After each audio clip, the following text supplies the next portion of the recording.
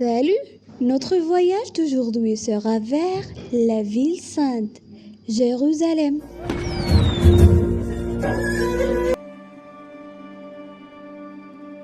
La ville de Jérusalem a connu plusieurs époques au cours desquelles son nom a varié.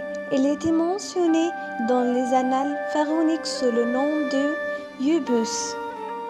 Et les Cananéens l'appelaient Jérusalem, les Hébreux Ursalim, les Grecs Jérusalem, les Romains Jérusalem Masmolimos ou Élie.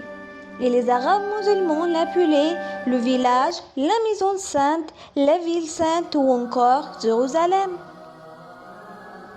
Jérusalem est la fleur des villes, la ville de messages et de prophètes portant ses épaules une longue histoire dont les racines traversent les âges et les siècles. Aujourd'hui, notre besoin urgent en tant qu'Arabes et musulmans et tout le monde de lire correctement l'histoire de Jérusalem afin de traiter cette question et mettre en évidence. Cette offensive a atteint son paroxysme lors des célébrations organisées par le gouvernement d'armée d'occupation à l'organiser du tricentenaire de l'entrée du roi David à Jérusalem. Ceci se revient alors que nous assistons à une offensive puissante du mouvement sioniste visant à diffuser au monde entier une fausse interprétation de l'histoire de Jérusalem.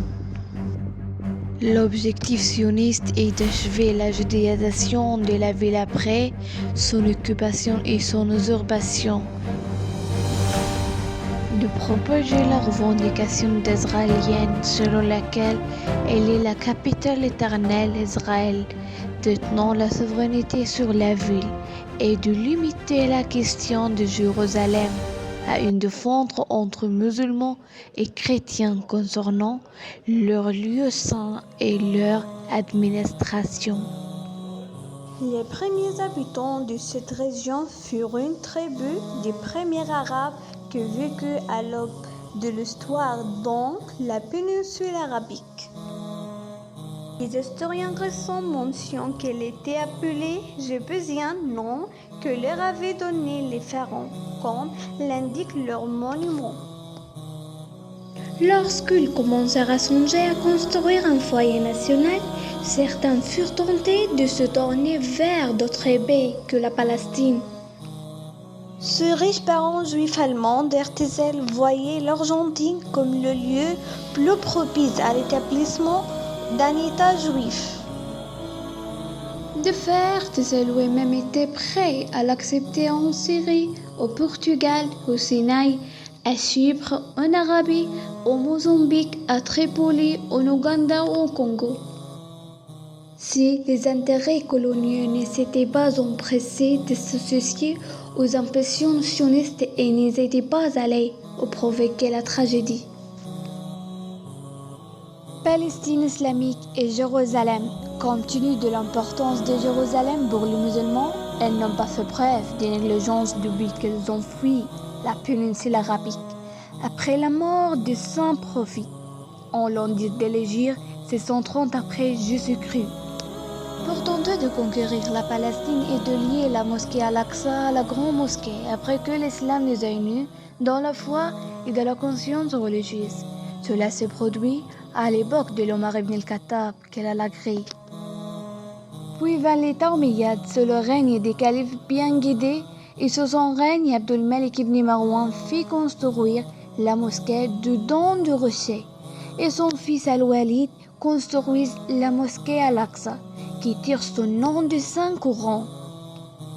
En 754 après Jésus-Christ, le calife Abbasi al-Mansour reconstruit la mosquée Al-Aqsa après que l'ancien bâtiment était touché par un tremblement de terre.